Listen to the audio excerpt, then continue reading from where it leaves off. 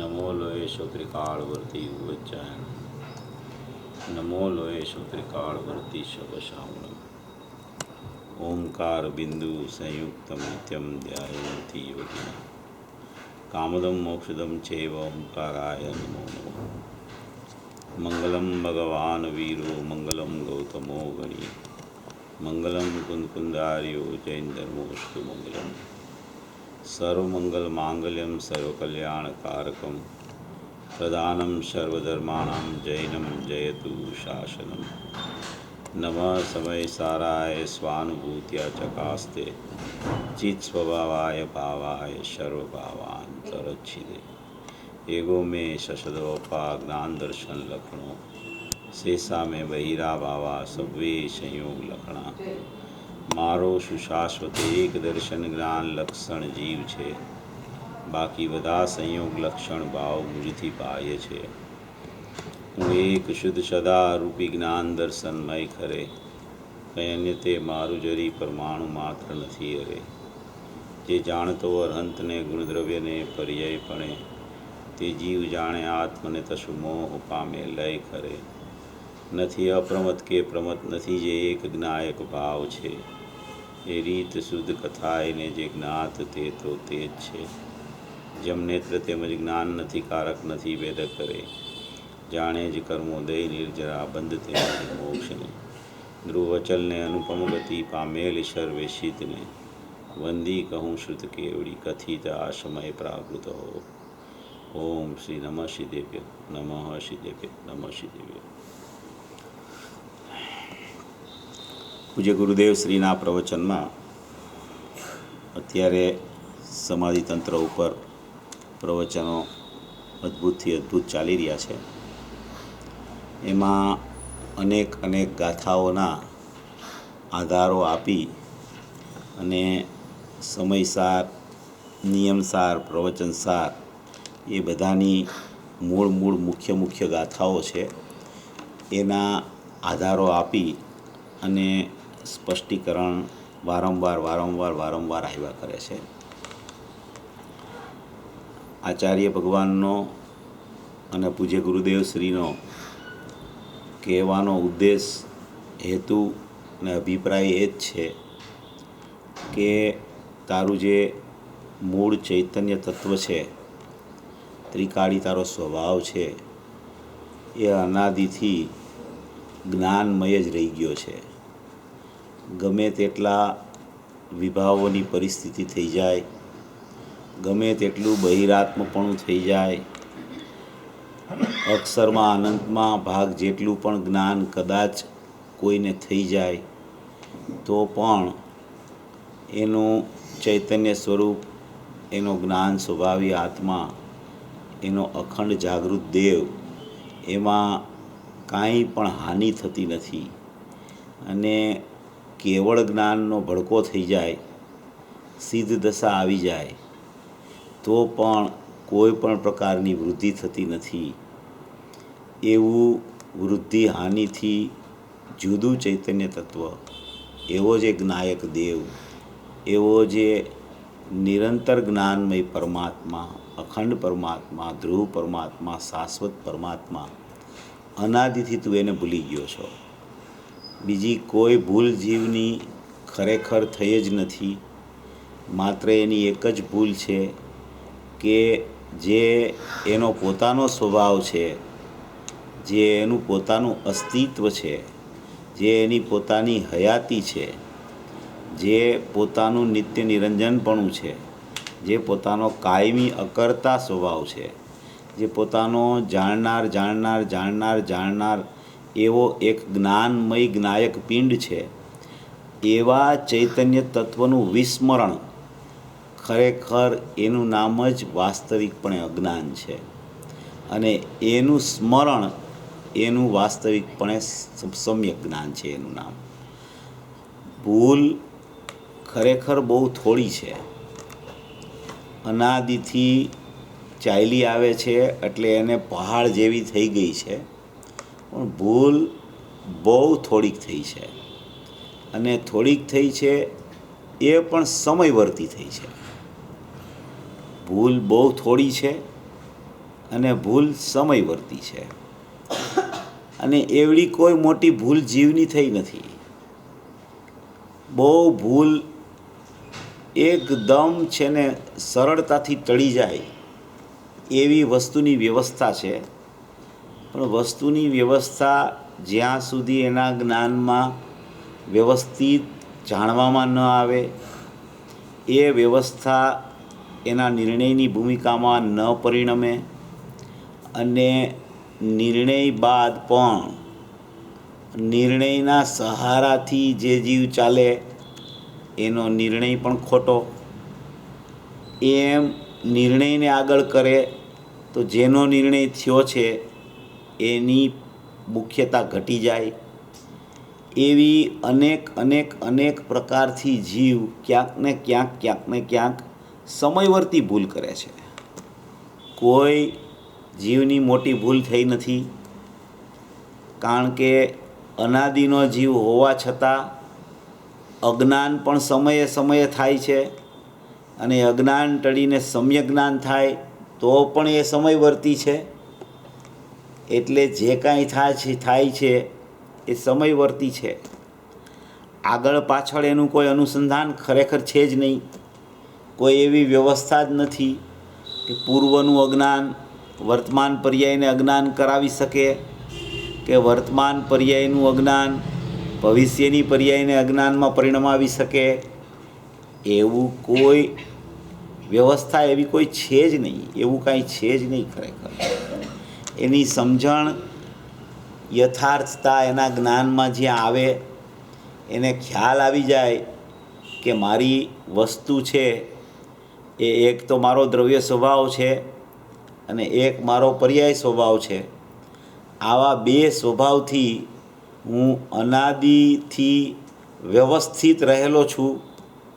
ક્યાંય પણ એમાં ખરેખર દ્રવ્યમાં તો કોઈ પરિવર્તન થયું જ નથી, પણ પર્યાયમાં પણ સમયે ઉત્પાદ, બીજે સમયે વ્યય, પાછો ઉત્પાદ, એના પછીના સમયે વ્યય, એવું જે ઉત્પાદ વ્યય અને પરિવર્તનશીલતા, પરિણમનશીલતા જે ચાલે છે એ પણ એક સમયની અવસ્થામાં ચાલે છે.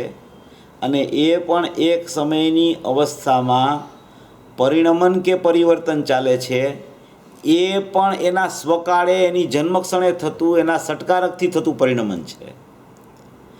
એ વ્યવસ્થામાં પણ કાંઈ ફેરફાર શક્ય નથી. અને એ વ્યવસ્થાને કોઈ પોતાના પુરુષાર્થથી સુધારી શકતું નથી. અને એ વ્યવસ્થા જેમ છે એમ પરિણમતી હોય તો માત્ર એને દૂર રહીને એ જીવ જાણી શકે છે કે આટલું જ એનું પરિણમન ચાલ્યા કરે છે. અને એ પરિણમનના સમયે પણ હું તો ચૈતન્ય તત્વ તો જાણનાર રૂપે જ અનાદિથી રહી ગયો છું, અને અનંતકાળ સુધી હું જાણનાર તરીકે જ રહેવાનો છું.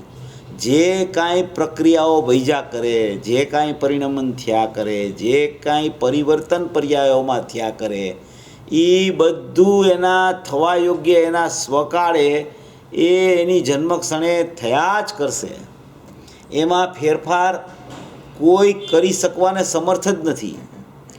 જ્યારે આચાર્ય ભગવાન એમ કહેતા હોય કે ઇન્દ્ર, નરેન્દ્ર અને જીનેન્દ્ર પણ એને ફેરવવા સમર્થ નથી.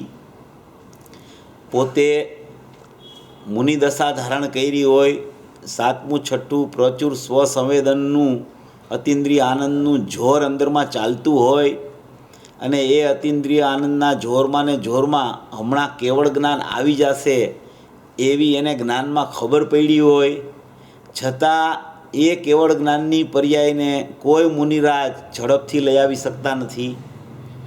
અને કેવડી થયા પછી કોઈ કેવળ જ્ઞાની પરમાત્મા પોતાની સિદ્ધ દશાને 4 અનંત ચતુષ્ટય પ્રગટ થઈ ગયા પછી 4 ઘાતી કર્મનો અભાવ થઈ ગયો હોવા છતાં, એટલી બધી અનંત શક્તિ, અનંત ગુણો પરિપૂર્ણપણે શુદ્ધરૂપે પરિણમી ગયા હોવા છતાં એનામાં એવી તાકાત નથી કે એનું 13મા ગુણસ્થાનમાંથી 14મું ગુણસ્થાનની ધારે ત્યારે લઈ આવી શકે.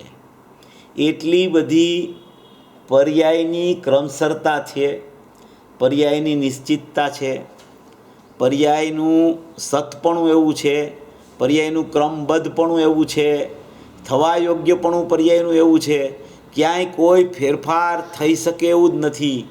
જીવ માત્ર જાણનાર જાણનાર જાણનાર, દેખનાર દેખનાર દેખનાર તરીકે જ રહ્યા કરે છે. રહ્યા કરે છે એવી જ રીતે રહી શકે છે, પણ એને એ સ્વીકાર નથી આવતો. ભૂલ એટલી જ થાય છે. એના સિવાય કોઈ ભૂલ ખરેખર જીવની થઈ નથી કે એને કોઈ એવી મોટી ભૂલ થઈ ગઈ હોય કે એના માટે ખૂબ પુરુષાર્થ કરી અને એને પ્રયત્ન કરીને ટાળવી પડે, એવું નથી. બહુ ભૂલ સાધારણ છે, પણ એ સાધારણ સમજણથી, એની યથાર્થ જ્ઞાનની યથાર્થ સમજણથી એ ભૂલ અલ્પ સમયમાં ટળી શકે છે. અલ્પ સમયમાં. કારણ કે દોષ જ જાજો થયો નથી, એટલે દોષ નીકળી અને ગુણ પ્રગટ કરવો એ ખરેખર સરળતા છે. એમાં કોઈ એવો પુરુષાર્થ કરવો પડતો નથી. સમવાય જે 5 આવે છે ને, એમાં 5 સમવાય સ્વભાવ પુરુષાર્થ, ભવિતવ્યતા, નિમિત્ત અને એનો કાળ. તો હવે એમાં મુખ્ય તો સમવાય છે ને 2 જ છે, એક સ્વભાવ અને એક પુરુષાર્થ. અને સ્વભાવ તો એની પાસે મોજૂદ છે, અને પુરુષાર્થમાં પણ આવો જ સ્વભાવ છે એવો સ્વીકાર, એનું નામ પુરુષાર્થ છે. કોઈ પર્યાયને ફેરવવી એનું નામ પુરુષાર્થ નથી, કારણ કે એમાં જ પાછો એક સમવાય છે, એનો સ્વકાળ, એની જન્મક્ષણ, એ પણ એનો સમવાય છે. માટે એને કોઈ આગી પાછી કરી શકતું નથી, એને કોઈ ફેરવી શકતું નથી, એને કોઈ નજીક એના કાળને લઈ આવી શકતું નથી. એવી વ્યવસ્થા અનાદિથી ચાલી આવે છે. વ્યવસ્થામાં કાંઈ ફેરફાર ખરેખર થાય એવું છે નહીં. એણે એ વ્યવસ્થા સમજી જાણી નિર્ણયમાં લઈ અને એના સ્વીકાર તરફ એનું પ્રયાણ કરવાનું છે. પુરુષાર્થ એનો એમાં જાગૃતિપૂર્વક ચાલવો જોઈએ.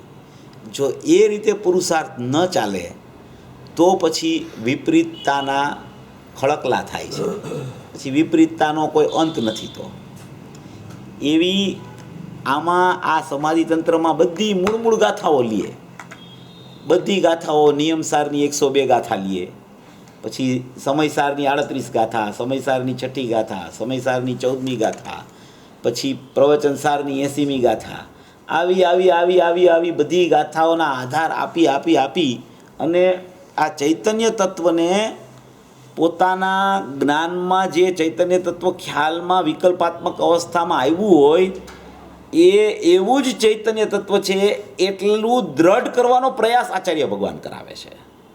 એ દ્રઢ કરવાનો પ્રયાસ કરાવે છે.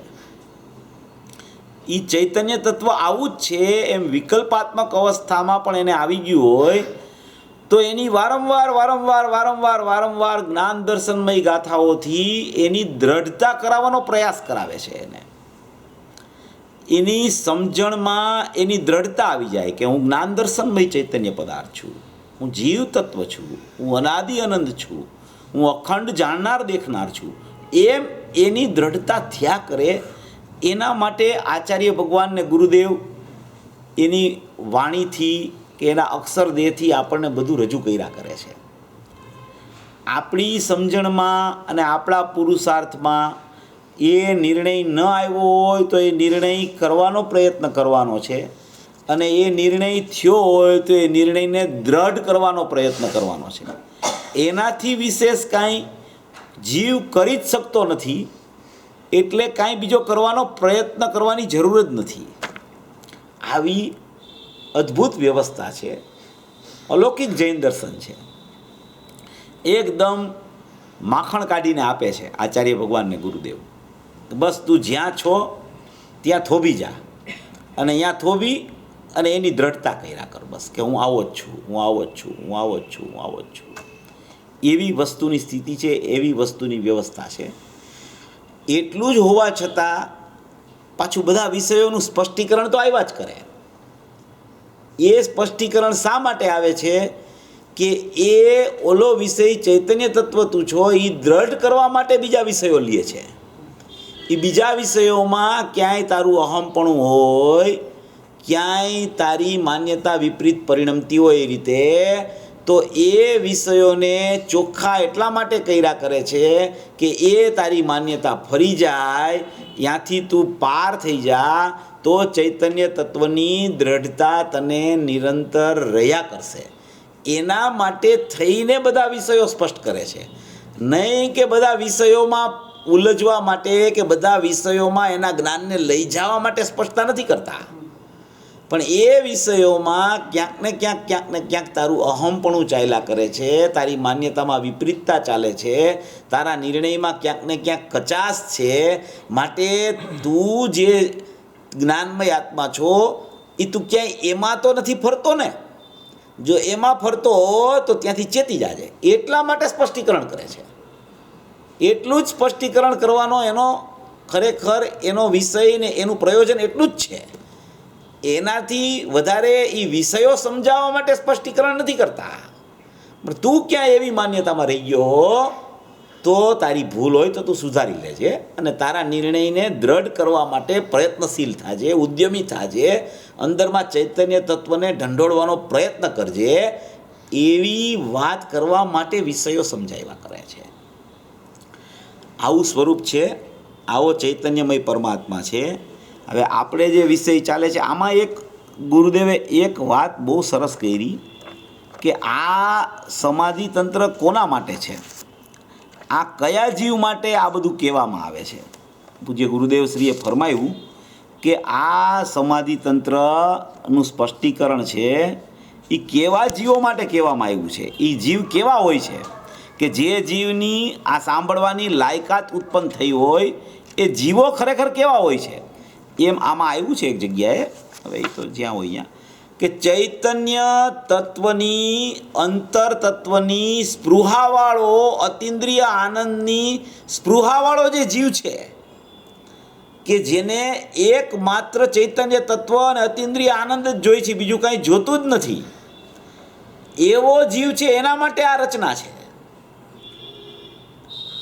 જેને જ્ઞાનનો ભંડાર ભેગો કરવો હોય, જેને જાણપણાના વિસ્તારમાં અંદર પરોવાવું હોય, જેને ખૂબ જ બાહ્ય પદાર્થોનો મહિમા હોય, એવા જીવો માટે આ છે જ નહીં. ચૈતન્ય તત્વની અતિન્દ્રિય આનંદની સ્પૃહાવાળો જે જીવ છે કે જેને પાંચ ઇન્દ્રિયના વિષય તરફથી વલણ ખરેખર મંદ પડી ગયું છે, એમ નહીં, વ્યાવૃતતાની પરાકાષ્ઠા આવવાની તૈયારી છે, જેને બહારમાં રૂચતું નથી, જેને બહાર સંબંધીનો વિકલ્પ લાંબો કદી ચાલતો નથી, જેને ક્ષયોપસમ જ્ઞાનમાં કોઈ પણ પ્રકારનો એમ કે ભંડાર જ્ઞાનનો ક્ષયોપસમ ભેગો કરવાનો રસ ઉડી ગયો છે, જાણપણાના વિષય તરફથી એનું જ્ઞાન પાછું ફરી ગયું છે, એવા અતિન્દ્રિય આનંદની સ્પૃહાવાળા, ચૈતન્ય તત્વની સ્પૃહાવાળા, એટલે કે જેને એક જ આત્મા જોઈ છે, જેને અતિન્દ્રિય આનંદ જ પ્રગટ કરવાની ભાવના છે, એવા જીવ માટે આ વાત કરવામાં આવી છે. બીજા જીવ માટે આ વાત નથી. એટલે આપણે એ વિચાર કરવો કે આપણી સ્થિતિમાં શું ભૈજા કરે છે. આપણી સ્થિતિ એવી છે, આપણી લાયકાત એવી હજી નથી થઈ, તો આપણે એવી પ્રગટ કરવાનો પ્રયત્ન કરવો. પરથી રુચિને પહેલાં સંકેલી લેવી, બહારના વિષયોમાંથી જ્ઞાનને પાછું ખેંચી લેવું, એને અટકાવવું, ત્યાં એ પ્રયત્ન છોડી દેવો બહાર જવાનો. એવી અતિન્દ્રિય આનંદની સ્પૃહાવાળા જીવો માટે આ ચર્ચા છે, એમ કહે છે આમ આચાર્ય ભગવાન. એવી વાત કરી અને આ સમાધિ તંત્રનું વર્ણન કરવામાં આવે છે. હવે આપણે જે વિષય ચાલે છે એ ચાલે છે જ્ઞાનનો સ્વપર પ્રકાશક સ્વભાવ, જ્ઞાનનું પરિણમન, જ્ઞાનની અચિંત્યતા, જ્ઞાનની સ્વચ્છતા, જ્ઞાનની નિર્મળતા, ત્યાર પછી થતી જ્ઞાનની શુદ્ધતા, એ બધું જ્ઞાનના સ્વભાવમાં કેવી રીતે રહેલું છે અને એ જ્ઞાનનો સ્વભાવ વર્તમાનમાં દરેક જીવ પાસે અંદરમાં પ્રગટ રૂપે પણ છે અને ધ્રુવપણે કાયમપણે પણ અંદરમાં જ્ઞાન સ્વભાવ રહેલો છે. એવો જે જ્ઞાન સ્વભાવ છે જેમાં જાણવું અનાદિથી ચાલ્યા કરે છે. જાણવામાં કદી વિક્ષેપ આવ્યો નથી. જાણવું અનાદિથી ચાલ્યા કરે છે.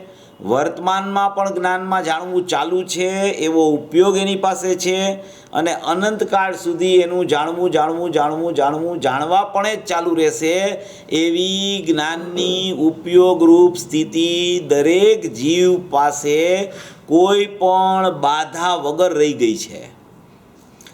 બહારમાં ગમે તેવો ઉદય હોય, 8 કર્મ કે 7 કર્મનો ઉદય હોય, પુન પાપના રાગ દ્વેષ રૂપી શુભાશુભ ભાવો પણ ચાલતા હોય, છતાં પણ એ જ્ઞાનનો જે ઉપયોગ છે એ ક્યારેય અવરાણો નથી અને એ જ્ઞાન સ્વપર પ્રકાશકપણે એવું ને એવું દરેક જીવનું અનાદિથી રહી ગયું છે. એવો જ્ઞાનનો ઉપયોગ પ્રત્યેક જીવ પાસે વર્તમાનમાં પ્રગટ છે.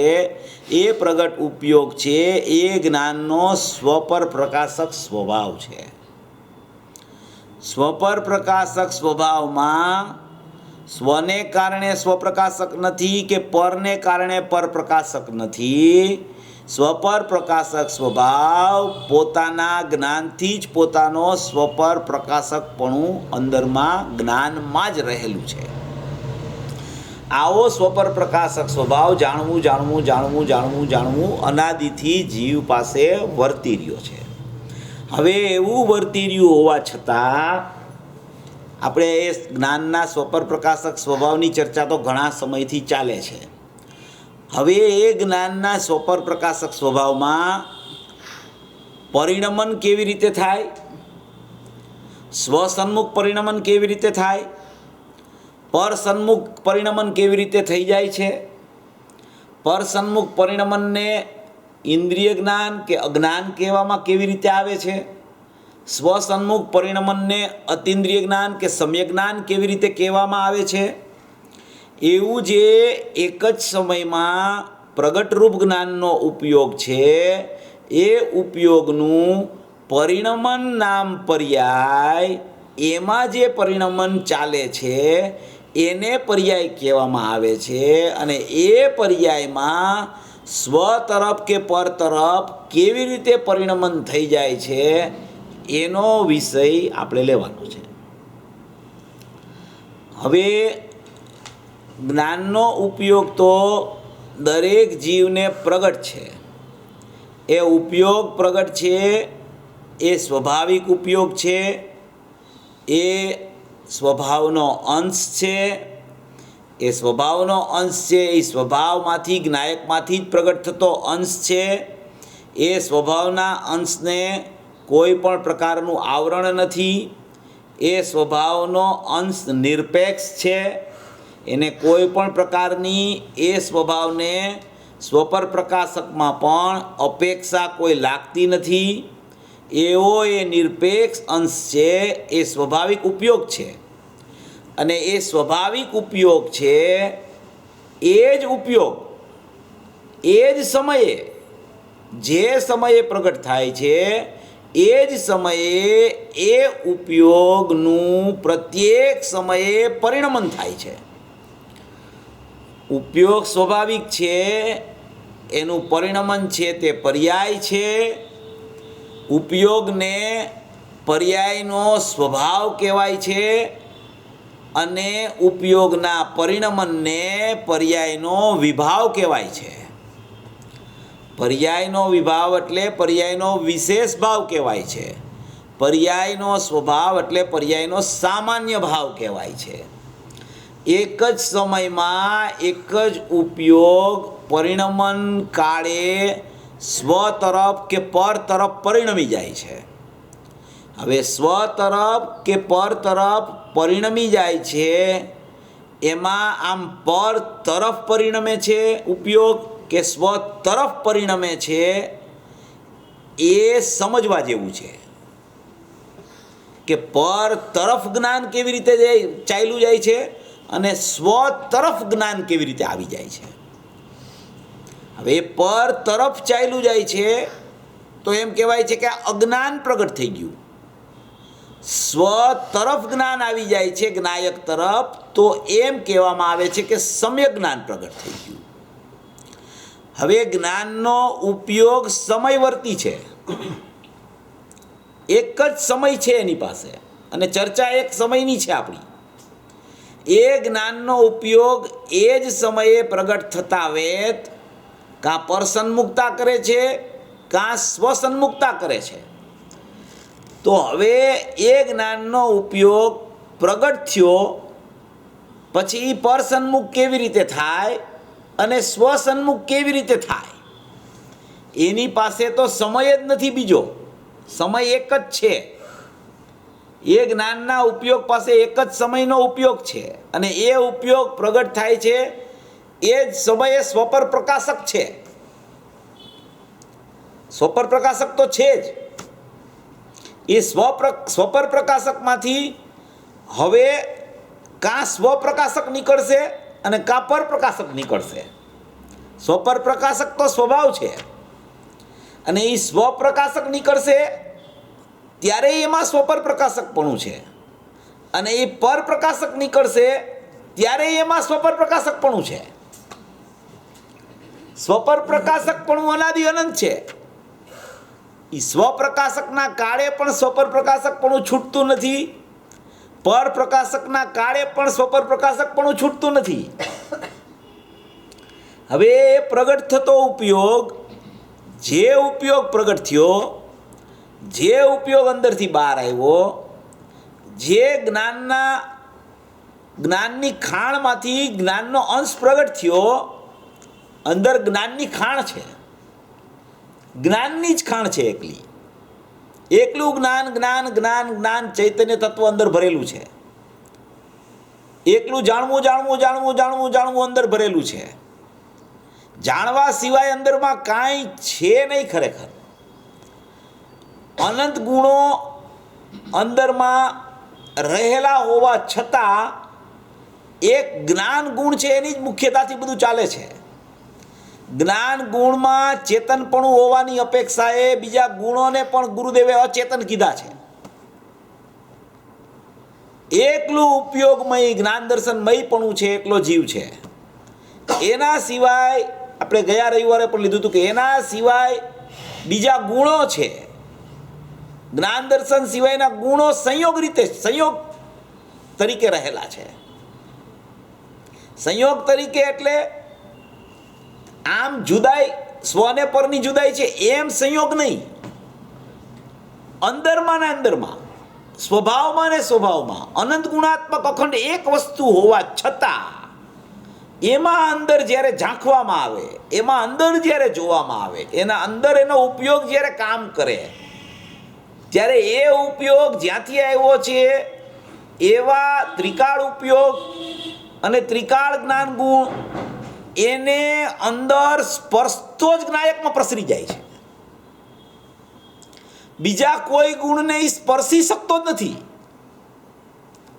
કારણ કે બીજા ગુણો છે એ પોતાનું લક્ષણ લઈને રહેલા છે.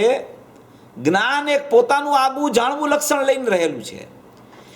એક લક્ષણ બીજા લક્ષણ સાથે સદાય કાયમ નિત્ય અતદ્ભાવ રાખીને રહેલું છે. તદ્ભાવ નથી, તે ભાવે નથી, અતદ્ભાવે છે, તે ભાવે નથી. જ્ઞાન જ્ઞાનના ભાવે છે, દર્શન દર્શનના ભાવે છે, ચારિત્ર ચારિત્રના ભાવે છે, સ્વચ્છતા સ્વચ્છતાના ભાવે છે. એમ દરેક ગુણો પોતપોતાનું આગવું લક્ષણ લઈને રહેલા હોવાને કારણે જ્ઞાન દર્શનમય જીવ છે તો એ માત્ર જ્ઞાન દર્શનના ઉપયોગથી જ પકડી શકાય છે. ત્યારે બીજા બધા ગુણો સાથે હોવા છતાં એ અંદર જ્યારે પ્રવેશ કરે છે ત્યારે જ્ઞાન દર્શનમય ચૈતન્યપણાથી જ અંદર પ્રવેશ કરીને જ્ઞાયકમાં પ્રસરે છે. ગુરુદેવે આમાં લીધું છે, આમાં ગુરુદેવે એ જ વાત લીધી છે. જ્યારે આપણે જ્યારે હમણાં એ વિષય ચાલ્યો તેમ ત્યારે ગુરુદેવે આ વાત કરી છે. આપણું લક્ષ ગયું હોય તો સારું.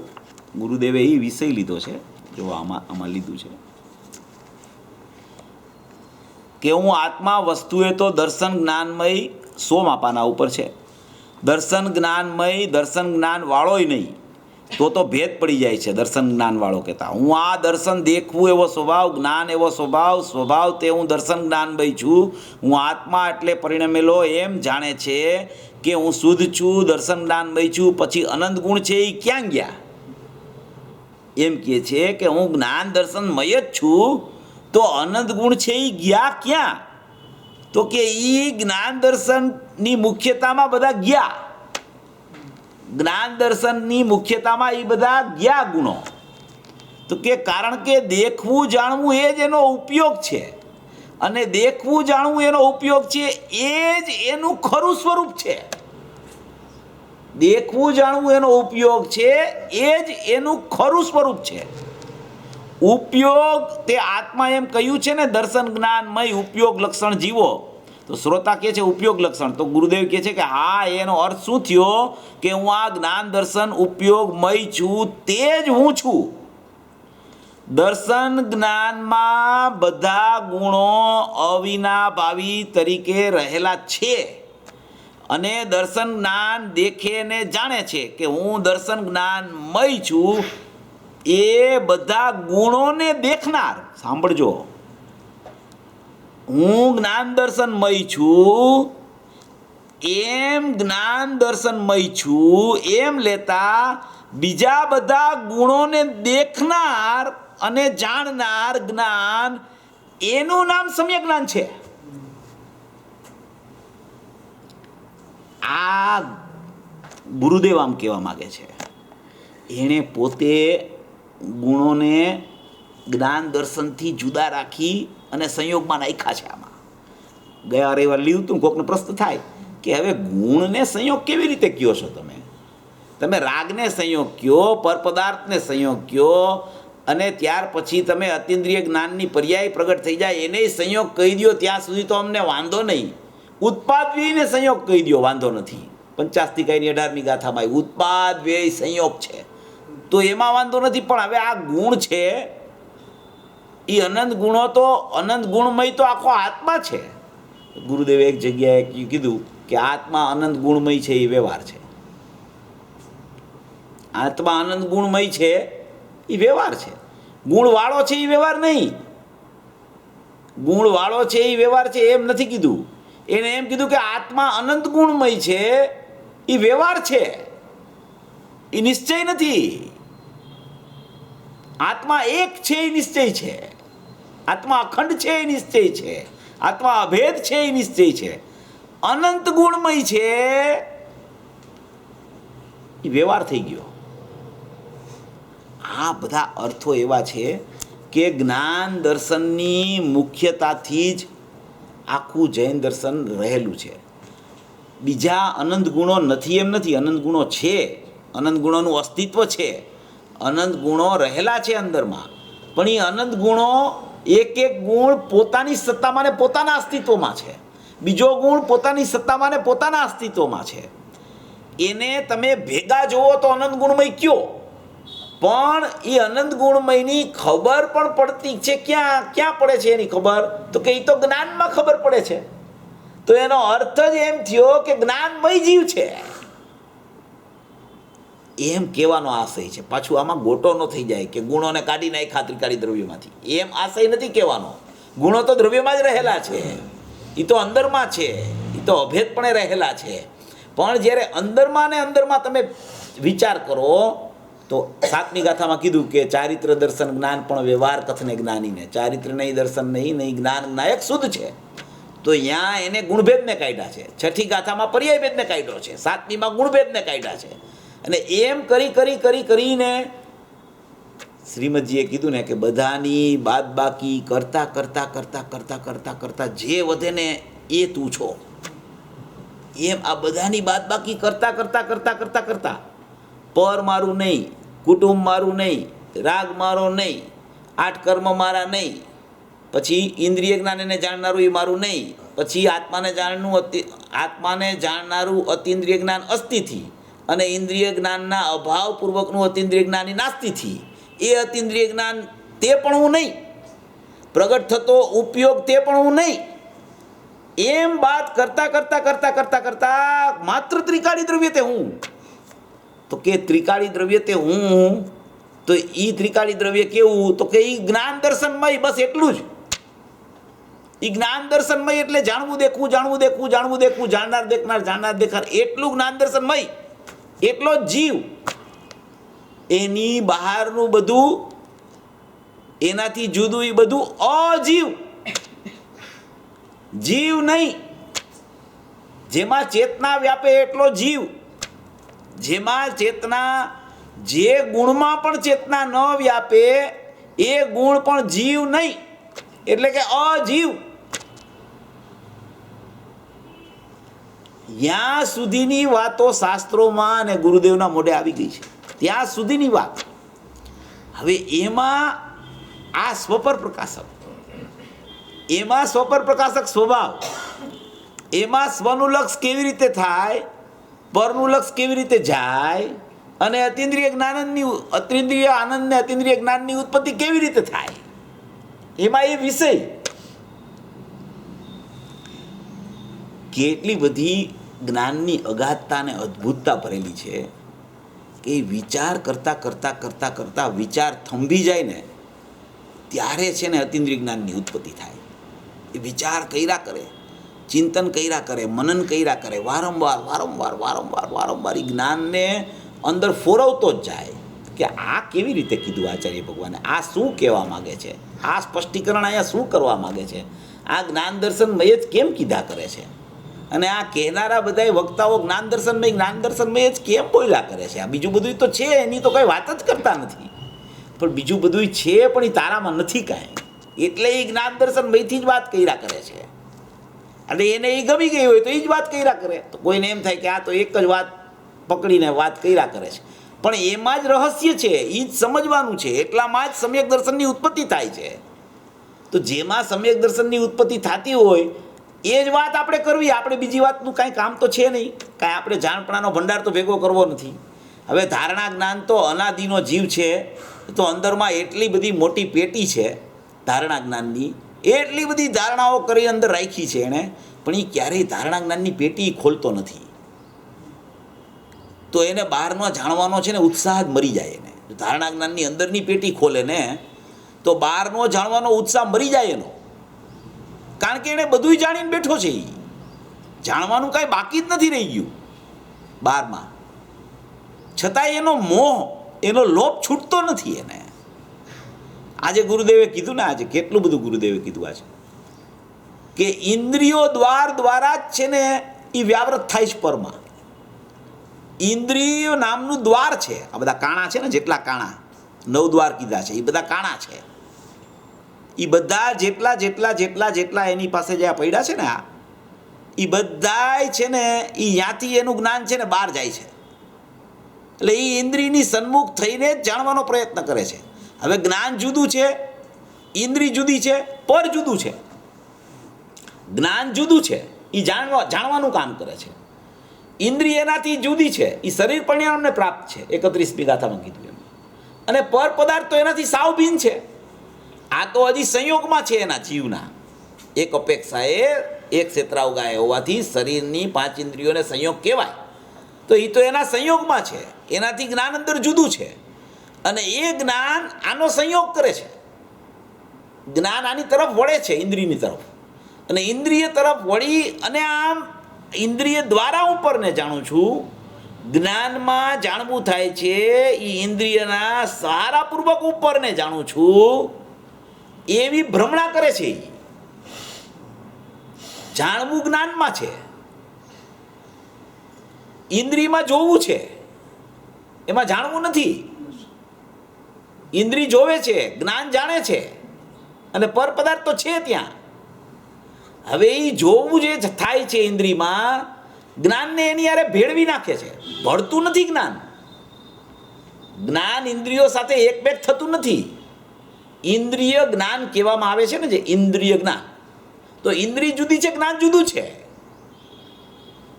ઇન્દ્રિય જુદી છે, જ્ઞાન જુદું છે. પણ એ ઇન્દ્રિયના સહારાપૂર્વક ચાલે છે તો એને એમ કહેવાય છે કે નિમિત્તપણે ઇન્દ્રિય છે, તો ઇન્દ્રિય જ્ઞાન એમ કહેવામાં આવે છે. ઇન્દ્રિય જ્ઞાન છે એના નામનું કોઈ જ્ઞાન નથી. ઇન્દ્રિયના સહારાપૂર્વક જે જ્ઞાન ચાલે છે એને ઇન્દ્રિય જ્ઞાન કીધું છે. તો મોક્ષમાર્ગ પ્રકાશકમાં 82મા પાના ઉપર લખ્યું છે કે આત્માને જીવને અનાદિથી ઇન્દ્રિય જ્ઞાન છે. તો અનાદિથી ઇન્દ્રિય જ્ઞાન છે એટલે કે એ ઇન્દ્રિયના સહારાપૂર્વક જ બહારનો વ્યવસાય જાણવા માટે પ્રયત્નશીલ કર્યા કરે છે, એટલે એને ઇન્દ્રિય જ્ઞાન કહેવામાં આવે છે.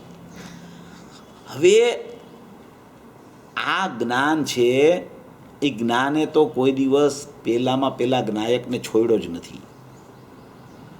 પ્રથમ જ્ઞાન સ્વભાવ જે પ્રગટ થતો છે એણે કદી પોતાના આત્માને છોડ્યો નથી, કારણ કે એ સ્વભાવનો અંશ છે, અંશીમાંથી આવતો અંશ છે.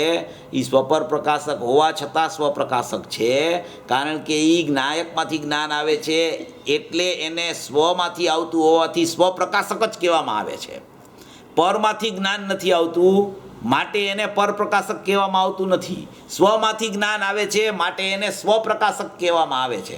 અને એ સ્વપ્રકાશક જ્ઞાન પ્રગટ થાય છે એ જ સમયે એ જ્ઞાનમાં સ્વપરનું જ્ઞાન વર્તે છે, એટલે એને સ્વપર પ્રકાશક પણ કહેવામાં આવે છે.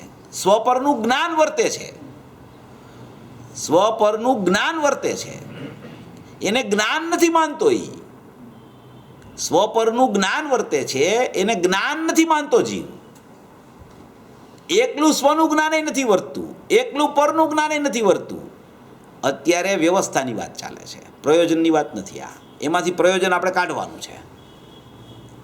હવે એ સ્વપરનું જ્ઞાન વર્તે છે, એમાંથી એને અનુભવ કેવી રીતે થાય અને અજ્ઞાન કેવી રીતે ટળી જાય એનો આપણે વિષય એમ ચાલ્યો કે પરને જાણે એ અજ્ઞાન અને સ્વને જાણે એ સમ્યક જ્ઞાન. પર તરફ જે જ્ઞાન જાય છે પ્રગટ થાયને એને કહેવાય ઇન્દ્રિય જ્ઞાન, અને સ્વ તરફ જે જ્ઞાન જાય છે એને કહેવાય અતિન્દ્રિય જ્ઞાન. તો આપણે એમ કીધું કે જ્ઞાનની પાસે ઉપયોગ પ્રગટ થાય ત્યારે એવો બીજો સમય જ નથી કે એ સ્વ તરફ જાય કે પર તરફ જાય. એની પાસે સમય તો એક છે ઉપયોગ પાસે. તો એ સ્વ તરફ કેવી રીતે જાય ને પર તરફ કેવી રીતે જાય? હવે પ્રગટ તો જ્ઞાન જ થાય છે. જ્ઞાન જ્ઞાયકનો અંશ છે, એ સ્વને વળગીને રહેલો અંશ છે. સ્વને કોઈ દિવસ એ જ્ઞાન છોડતું નથી. હવે આ સમયે એ જ્ઞાને સ્વને ક્યારેય છોડ્યું નથી. એનું નામ એ નિર્ણયની ભૂમિકા છે.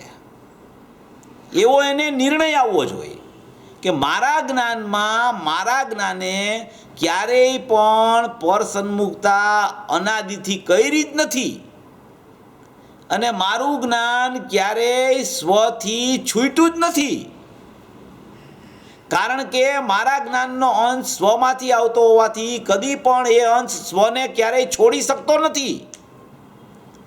એમ એને પહેલાં એની નિર્ણયની ભૂમિકામાં આ પ્રકારનો ખ્યાલ આવી જવો જોઈએ કે ઉપયોગનો અંશ છે, ઉપયોગવાનને છોડતો નથી.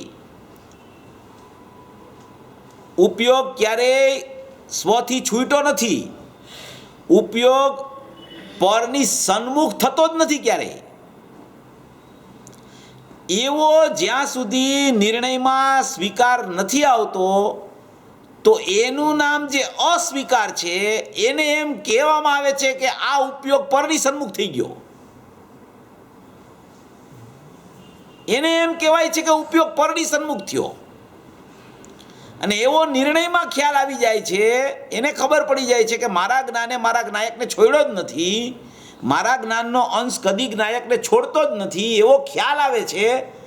તો એને એમ કહેવામાં આવે છે કે આ જીવને હવે નિર્ણયની ભૂમિકા આવી ગઈ છે, એને ખબર પડી ગઈ છે. હજી પર્યાય ભલે પ્રગટ ન થઈ હોય સમ્યક દર્શનની સમ્યક જ્ઞાનની, પણ એને ખબર પડી ગઈ કે મારા જ્ઞાનનો અંશ છે ને એ જ્ઞાયકને છોડતો નથી. હજી પર સન્મુખતા એની ચાલુ છે. એ સમયે એના જ્ઞાનમાં એક નિર્ણય થાય છે કે મારું જ્ઞાન ક્યારેય જ્ઞાયકને છોડતું જ નથી, મારા જ્ઞાને જ્ઞાયકને છોડ્યો જ નથી. જ્ઞાન ક્યારેય કોઈ દિવસ પરનું લક્ષ કરી શકતું જ નથી. પરલક્ષ અભાવાત ચંચલતા રહિતમ અચલમ જ્ઞાનમ એ જ્ઞાનની વ્યાખ્યા છે. ક્યારેય જ્ઞાન પર સ્વને છોડતું જ નથી. એમ એને ખ્યાલ આવે ત્યારે એ નિર્ણયની ભૂમિકા આવે છે.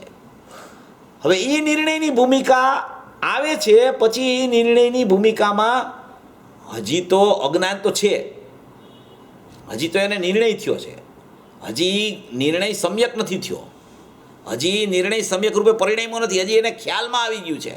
જ્ઞાનીની દેશના સાંભળતા, એના પોતાના જ્ઞાનમાં પોતે પ્રયોગ કરતા, પોતે અંદરમાં ચિંતન મંથનમાં ઊંડો ઉતરતા એને એક એવો ભાવભાસનમાં પ્રગટ થઈ ગયો કે મારું જે જ્ઞાન છે, જેને જ્ઞાન કહેવાય છે, જેને ઇન્દ્રિય જ્ઞાન નથી કહેવાતું, જેને અજ્ઞાન નથી કહેવાતું, જેને પરલક્ષી જ્ઞાન નથી કહેવાતું, જેને જ્ઞાન માત્ર કહેવાય છે, એ મારા જ્ઞાને કદી પણ મારા જ્ઞાયકને અનાદિથી છોડ્યો નથી.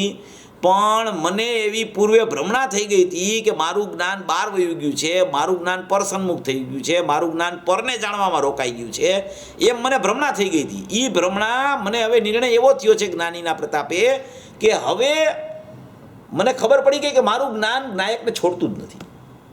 એવો એક નિર્ણય એને આવે છે.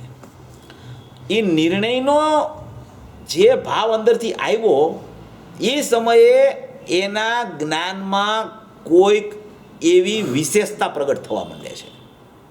એને ખબર પડી જાય છે કે ઓહો, મારું જ્ઞાન છે ને એની બાઉન્ડ્રી ને એની મર્યાદા મારા ઉપયોગ સુધી જ છે, અને ઉપયોગથી અંદર જાઓ તો જ્ઞાયકમાં જાય છે સીધો. એ ઉપયોગની બહાર મારું જ્ઞાન ક્યારેય પ્રવર્તતું જ નથી.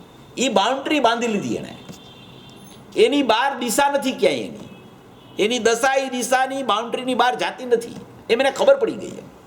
પછી નિર્ણય છે ને ચાલ્યા કરે છે એને. પછી નિર્ણયમાં બહિર્લક્ષતા હોવા છતાં હજી તો નિર્ણય થયો છે, હજી તો જ્ઞાન સમ્યક પરિણમ્યું નથી, પણ નિર્ણયમાં પણ બહિર્લક્ષ હોવા છતાં, બહિર્લક્ષ એટલે શું ખબર છે? બહિર્લક્ષ એટલે આમ કાંઈ બહિર્લક્ષ પહેલાં તો ક્યારેય કોઈને થતું જ નથી. બહિર્લક્ષનો અર્થ જ એવો છે કે જ્ઞાનમાં અસ્થિથી જોઈ તો અર્થ એવો છે કે જ્ઞાનમાં અંદર જ્ઞાયકની સાથે જ્ઞાન જાયમું નહીં, એને બહિર્લક્ષતા. પહેલાં તો અસ્થિથી, એ અસ્થિની વાત છે. બધાયમાં તમે અસ્થિ જેમ લગાડો તો એ કાંઈ ખોટું નથી, પણ એની સાથે સાથે નાસ્તિ પણ છે. બહિર્લક્ષ એમ કહેવામાં આવ્યું છે, બહારનું લક્ષ એમ કહેવામાં આવ્યું છે. તો અહીંયા બહાર એટલે શું? બહાર એટલે કોઈ જ્ઞાન ઉપયોગ એની બાઉન્ડ્રી તો છોડતું જ નથી પહેલાં. એટલે એ જ્ઞાન જાય છે તો ઉપયોગ સુધી જ મર્યાદા છે એની, એની બહાર તો જ્ઞાન જાતું જ નથી. અંદર જાય તો જ્ઞાયકમાં જાય છે, અને બહાર રહે તો ઉપયોગ સુધી રહે છે. તો એ જેટલો પર્યાય અપેક્ષાએ ઉપયોગના પરિણમનનો ભેદ એને દેખાય છે,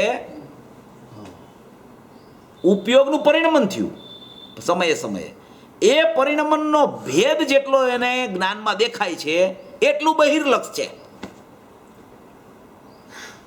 કારણ કે એ પરિણમનમાં સ્વચ્છતા જ્ઞાનમાં હોવાને કારણે, એ પરિણમન જ્ઞાનની સ્વચ્છતા છે, એમાં બધું ઝડકા કરે છે બહારનું. પર સાપેક્ષતા તમારે બહિર્લક્ષમાં લેવી જ પડે. ઝળકે છે એ અપેક્ષાએ, સંબંધ નથી એની સાથે કાંઈ. ઝળકે છે એમાંય પરનું કાંઈ નથી. ઝળકે છે એમાં જ્ઞાન જ્ઞેયાકાર થયું છે. જ્ઞાન પરિણમન અપેક્ષાએ જ્ઞેયાકાર બન્યું છે. એ જ્ઞાનમાં જ્ઞેયાકાર બન્યા છે, એટલો જ્ઞેયાકારનો ભેદ એને દેખાય છે, એનું નામ બહિર્લક્ષ છે. એનું નામ કહેવાય પર સન્મુખતા છે. એનું નામ એમ કહેવાય કે આ જીવનું જ્ઞાન બહાર ચાલ્યું ગયું છે. જ્ઞેયાકાર છે એ છે જ્ઞાન, જ્ઞેયાકાર છે એ પર નથી. જ્ઞેયાકાર છે એ જ્ઞાન છે, કેવળ જ્ઞાનમાં છે જ્ઞેયાકાર. કેવળ જ્ઞાનમાં પણ જ્ઞેયાકાર છે, તો જ લોકાલોકનું જ્ઞાન થાય એને, નહીંતર જ્ઞાન જ ન થાય કેવડીને. કેવળ જ્ઞાનમાં પણ જ્ઞેયાકાર છે, શ્રુત જ્ઞાનમાં પણ જ્ઞેયાકાર છે, અજ્ઞાનીને પણ જ્ઞેયાકાર છે, જ્ઞાનીને પણ જ્ઞેયાકાર છે.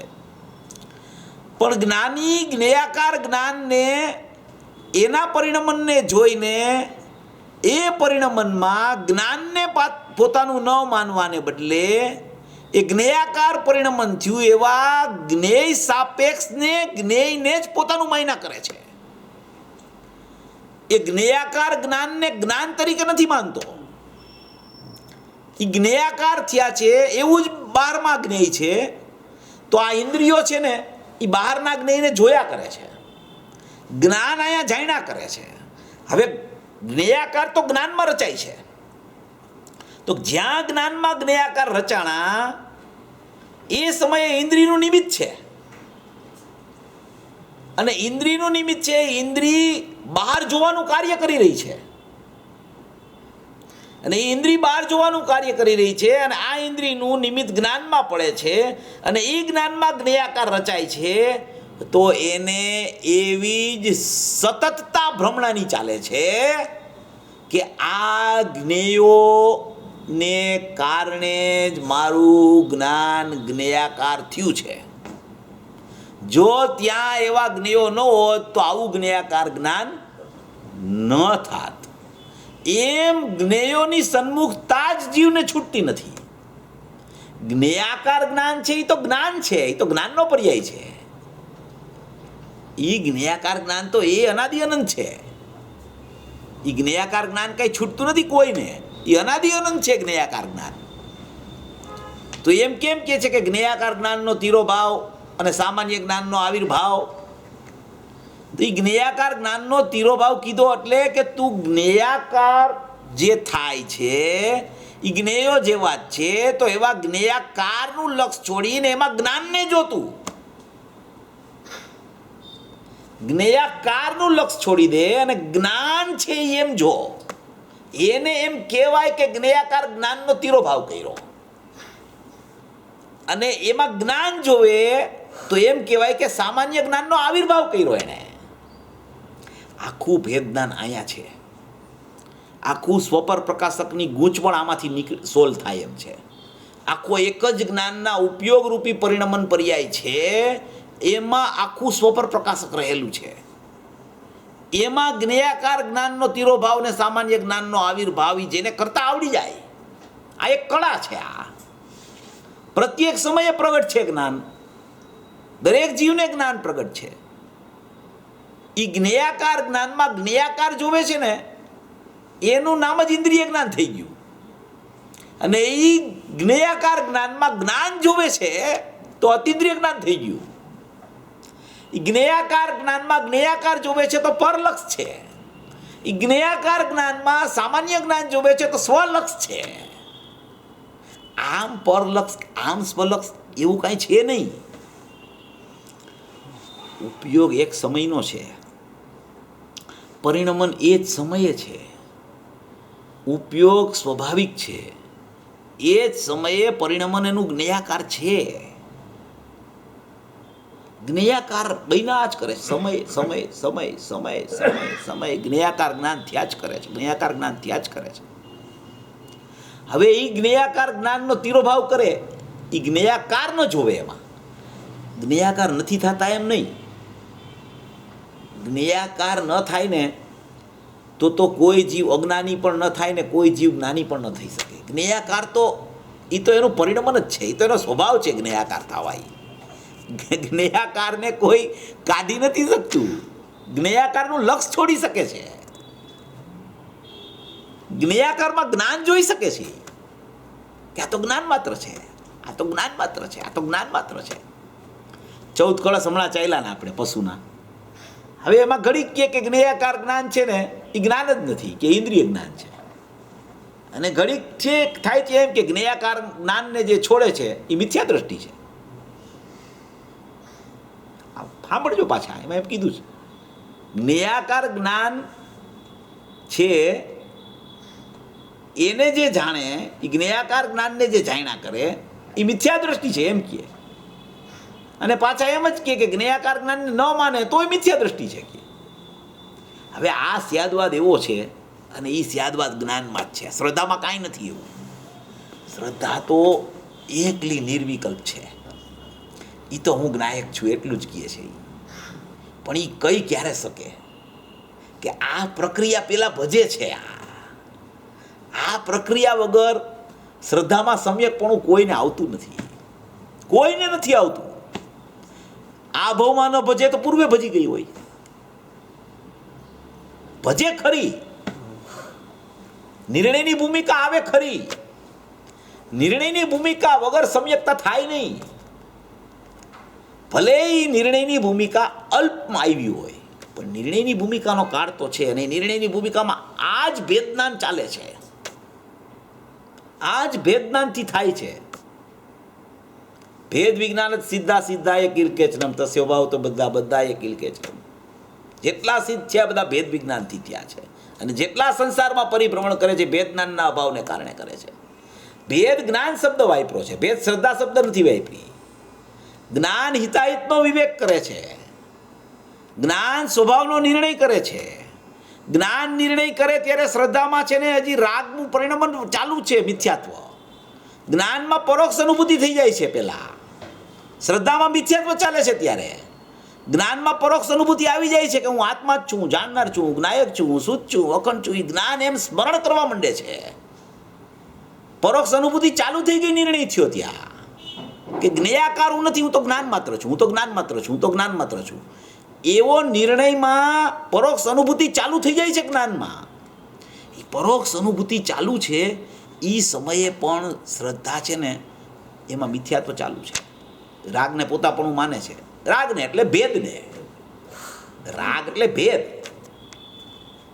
ભેદ એટલે જ્ઞાનને જ્ઞાયકનો ભેદ. એની શ્રદ્ધા, એનું નામ રાગ.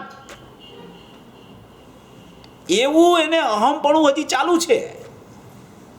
એ સમયે જ્ઞાન છે ને એ નિર્ણય કરીને એમ કે છે હું આ છું, હું આ છું, હું આ છું. એ પરોક્ષ અનુભૂતિ ચાલુ થઈ ગઈ એને તો હવા આવવા માંડી કે હમણાં સમ્યક દર્શન, હમણાં સમ્યક જ્ઞાન આવવાનું છે એમ ખબર પડી ગઈ જ્ઞાનને. જ્ઞાનને જાણી લીધું.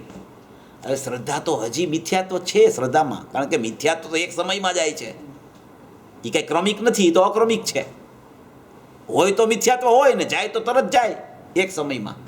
ભલે એ ગળે ને એ બધા વિષય આવે એનું કામ નથી આપણે કાંઈ કે ભાઈ જ્ઞાનમાં નિર્ણય થયો, જ્ઞાનમાં અપૂર્વ નિર્ણય થયો, જ્ઞાને પરોક્ષ અનુભૂતિ કરી ત્યારે શ્રદ્ધા ગળવાની ચાલુ થઈ ગઈ.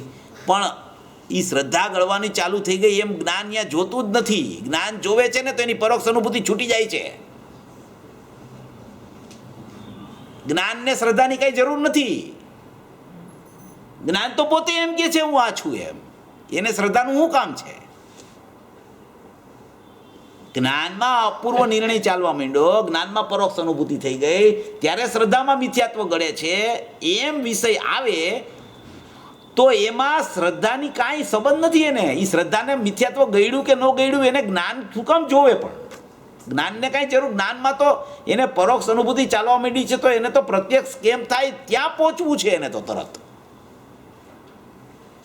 ખલેલ આવે છે. મને કોઈ કીધું કે તમે આ કે એમ કેમ નથી કહેતા કે શ્રદ્ધામાં મિથ્યાત્વ ગળે છે? જ્ઞાનની તમે વાત કરો કે ભાઈ એમ કે આ તો અપૂર્વ નિર્ણય આવી ગયો, પરોક્ષ અનુભૂતિમાં જ્ઞાન ચાલુ થઈ ગયું છે, હવે પરોક્ષ અનુભૂતિ થવા માંડી છે, હમણાં પ્રત્યક્ષ થશે, ત્યારે એ સમયે શ્રદ્ધાનું કામ શું છે? શ્રદ્ધામાં મિથ્યાત્વ તો ગળે છે ને. ગળે છે એ 100% સાચી વાત છે, પણ એ વાત કરવા જેવી નથી. જ્ઞાનીઓ કરે છે એ વાત, નથી કરતા એમ નથી, હોય બધું હોય એ છે. પણ હું તો એમ કહું છું કે ત્યારે જ્ઞાન અંદર એકદમ પૂર જોશમાં ચાલે છે અંદર જ્ઞાયક તરફ જ્ઞાન, ત્યારે એ શ્રદ્ધાની યાદ શું કામ કરે? શ્રદ્ધાનું પ્રતિભાસન એમાં ચાલતું હોય તો પણ એને જોતી જ નથી. જ્ઞાન જોતું નથી શ્રદ્ધાને કે શ્રદ્ધામાં કેટલું મિથ્યાત્વ ગળ્યું, હવે ક્યારે શ્રદ્ધામાં મિથ્યાત્વ ટળશે, એનું જ્ઞાનને જરૂર નથી કાંઈ. એ જોવે છે ને એવું જોવા જાય ને તો એ શ્રદ્ધાનો લોભી છે. એને સમ્યક દર્શનનો લોભ ચાલુ છે, એને પરિગ્રહ થઈ ગયો છે. એને વિકલ્પ જ નથી આવતો. એને એ તો જ્ઞાન એનું આગળ ધસમસતું ચાલવા માંડ્યું છે અહીંયા. એ તો હવે એમ જ છે એને કે આ પરોક્ષ અનુભૂતિ છે જ નહીં, આ પ્રત્યક્ષ છે એમ કરીને આગળ વધે છે. ત્યાં પ્રત્યક્ષ થઈ જાય છે. અનુભૂતિનો દોર તો એમ ચાલે. અનુભૂતિમાં પરોક્ષ પ્રત્યક્ષના ભેદ અનુભૂતિ પહેલા હોય, એ હોય, પરોક્ષ પ્રત્યક્ષ થાય, જ્ઞાનમાં ભેદ હોય, શ્રદ્ધામાં ન હોય, એ બધા વિષય છે ને જાણવાના વિષય છે. અત્યારે આનંદ માણવાની વાત ચાલે છે, ત્યારે એને જો એવા વિકલ્પ આવે તો પરોક્ષ અનુભૂતિમાંથી ચ્યુત થાય છે. એ જીવ પરોક્ષ અનુભૂતિ ધસમસથી ચાલ્યા કરે છે. એને તો ઓલી અર્જુનને કીકી દેખાતી હતી ને એમ જ્ઞાયક જ છે. જ્ઞાનમાં જ્ઞાયક છે એમ છે જ નહીં. આર્યો જ્ઞાયક, આ જ્ઞાનમય જ્ઞાયક, આ જ જ્ઞાયક છે એમ પરોક્ષ અનુભૂતિ ચાલે છે. ત્યારે જ્ઞાન કામ કરતું થયું કહેવાય છે. જ્ઞાન કામ કરતું થયું, જ્ઞાનમાં અપૂર્વ નિર્ણયપૂર્વક પરોક્ષ અનુભૂતિ થઈ. એ ક્યારે થાય? એ પરોક્ષ અનુભૂતિ એટલે કોઈ સાધારણ વાત છે? પરોક્ષ અનુભૂતિ તો ભગવાનને ભેટવા માંડ્યો છે. હમણાં એ મોક્ષમાં વયો જશે. એક સમય પ્રત્યક્ષ અનુભૂતિ થઈ, મોક્ષ થઈ ગયો જ તો એનો. હવે એને એ પરોક્ષ અનુભૂતિ જ્ઞાનમાં થાય, એને બધી વસ્તુ છે પાછી બારમાં. શરીર છે, કર્મ છે, રાગ ચાલુ છે, શ્રદ્ધામાં વિપરીતતા ચાલુ છે, મિથ્યાત્વ વર્તે છે, છતાં જ્ઞાન નાયકનો સ્વીકાર છોડતું નથી. એ ક્યારે થાય કે એના નિર્ણયમાં આવું દ્રઢપણું પહેલેથી આવી ગયું હોય કે મારા જ્ઞાને નાયકને છોડ્યું જ નથી ક્યારેય, મારું જ્ઞાન કદી બહિર્મુખ થતું નથી, મારું જ્ઞાન નાયકને છોડતું નથી ક્યારેય, એમ નિર્ણય દ્રઢ થઈ ગયો હોય એને પહેલેથી. એને આ પ્રકાર ભજી જાય છે, ફાટ ફાટ ફાટ ફાટ કરતો. બધી વિવિક્ષાએ બધી વાત હોય. જ્ઞાનીઓ તો સ્પષ્ટીકરણ ખૂબ કરતા હોય, આપણે તો શું કરી શકીએ સ્પષ્ટીકરણ? ગુરુદેવને ભાઈ જે સ્પષ્ટીકરણ કરે એની તો કોઈ અસીમ કૃપા છે, એ તો કોઈ પ્રશ્ન જ નથી. પણ વિષયને આ રીતે જોવો પડશે. જ્ઞાનનું કાર્ય આ રીતે રહેલું છે. જ્ઞાન હંમેશા નિરુપાધિક હોય છે. જેમ નાયક નિરુપાધિક છે એમ જ્ઞાન નિરુપાધિક છે, નિરપેક્ષ છે, એમાં કોઈ ઉપાધિ નથી આવી. એવું આ સ્વરૂપ છે, એવો ચૈતન્યનો મહિમા છે, એવો જ્ઞાનનો ભંડાર આત્મા છે, એવું પોતાનું નિજ ચૈતન્યમય જ્ઞાનમયપણું છે. એવો સ્વભાવ રહી ગયો છે. જ્ઞાયકનો સ્વભાવ રહી ગયો છે, ગુણનો સ્વભાવ રહી ગયો છે, ત્રિકાળી જ્ઞાન દર્શન ઉપયોગનો રહી ગયો છે. એ જ સમયે વર્તમાન ઉપયોગનો સ્વભાવ પણ એવો રહી ગયો છે કે એને જ્ઞાયકને છોડ્યો નથી ક્યારેય. આટલો જ છે ને આત્મા છે, એની બહાર ક્યાંય આત્મા નથી. એમાં અંદર જેટલા ભેદ પડે એટલો રાગ છે, અને એમાં જેટલું અભેદ થાય એટલી વિતરાગતા છે. બસ એનાથી વિશેષ બહાર છે નહીં કાંઈ. એક જ્ઞાયક ને એક જ્ઞાન, એમાં જ્ઞાન ને જ્ઞાયકનો જ્ઞેયભૂત અભેદમાં ભેદ પાડવો એનું નામ રાગ, અને આખા જ્ઞાયકમાં ગુણનો ભેદ પાડવો એનું નામ એ રાગ. ધ્યેયમાં ગુણનો ભેદ પાડે એનું નામ રાગ, જ્ઞેયમાં પર્યાયનો ભેદ પાડે એનું નામ રાગ, ધ્યેયપૂર્વક જ્ઞેય અભેદ જોવે એનું નામ વિતરાગ. આવી સ્થિતિ છે. આવું વર્ણન જ્ઞાનીઓ કરી ગયા છે, અને એ આપણે ખાલી ઘૂંટવાનું જ છે. બધું આપીને તો ગયા છે, એકદમ બધોય માલ પીરસીને ગયા છે. હવે આટલું બધું પીરસી જાય તો આપણે તો ખાલી ભોજન જ કરવાનું છે. થાળી તૈયાર છે, વસ્તુ બધી તૈયાર છે, ગુણોને છૂટા કરીને બતાવ્યા છે, ગુણોને અભેદ કરીને બતાવ્યા છે, પર્યાયને જુદી રાખે છે અને પછી પર્યાયને અભેદ બતાવે છે. આવું સ્વરૂપ કોણ બતાવે આવા જ્ઞાની સિવાય? આટલું બધું ચોખ્ખું કરીને ગયા છે. બોલો, આવો સ્વભાવ છે, આવું સ્વરૂપ છે. હવે કોઈને પ્રશ્ન હોય આમાં તો પૂછો.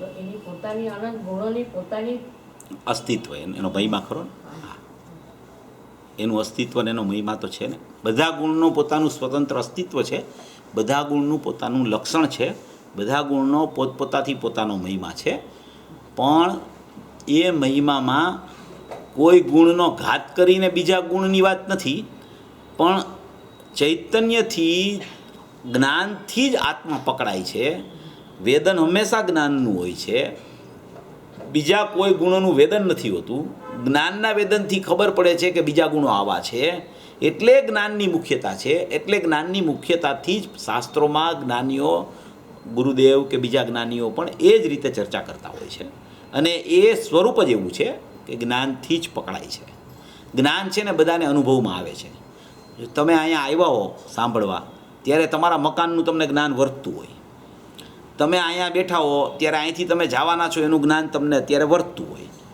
તો એ જવાના છો એ વસ્તુ અત્યારે નથી તમે જ્યાંથી આવ્યા એ વસ્તુ અત્યારે નથી છતાં તમારી પાસે જ્ઞાન છે તો એ ખબર ક્યાં પડી જ્ઞાનમાં તો એ જ્ઞાનથી જ પકડાય છે આત્મા એ જ જ્ઞાન છે ત્યાં જ આત્મા રહેલો છે ગુરુદેવને પ્રશ્ન કર્યો બોલા ભાઈએ કે ભાઈ આ તમે કહો છો કે આ બધું દેખાય છે અમે તો આંખ બંધ કરીને બેસી તો અમને તો અંધારું દેખાય છે તો કે અંધારું શેમાં દેખાય છે તો કે જ્ઞાનમાં તો કે તું ઈ જ તું છો એમ જ્ઞાનની મુખ્યતા છે જ્ઞાનની મહત્વતા છે એટલે જ્ઞાનથી પકડાય છે એટલે જ્ઞાનની વાત આવે છે અનંત ગુણો અનંત ગુણની જગ્યાએ તો અસ્થિપણે છે એનો ખૂબ મહિમા છે 47 શક્તિ આચાર્ય ભગવાને લખી ગુરુદેવે 54 શક્તિ પોતાની કાઢી અને એવી તો અનંત શક્તિ છે અનંત શક્તિનો ધારણ કરનારો આ આખો ચૈતન્ય પરમાત્મા છે